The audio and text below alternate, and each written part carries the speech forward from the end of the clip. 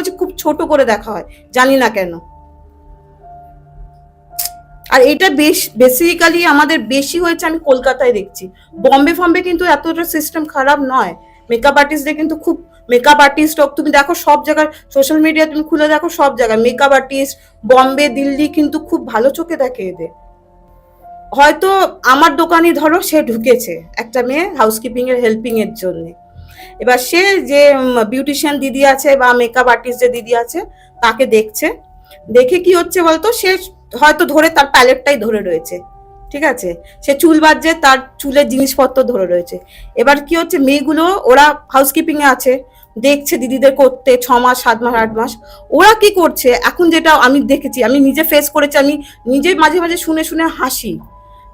2 মাস 3 মাস আগে হয়তো আমার কাছ থেকে কাজ ছেড়ে দিয়েছে, আমি এখন শুনছি সোশ্যাল মিডিয়ায় তারা মেকআপ আর্টিস্ট হয়ে গেছে, মেকআপ করছে। কি ওই দিদিটার কাছ থেকে, দিদির কাছে প্যালেট ধরে থাকতো, দিদি কিভাবে কোথায় রং লাগিয়েছে, কোথায় কি ফাউন্ডেশন লাগিয়েছে বুঝে গেছে, দেখা হয়ে গেছে, এখন সে মেকআপ করে করে মেকআপ আর্টিস্ট হচ্ছে।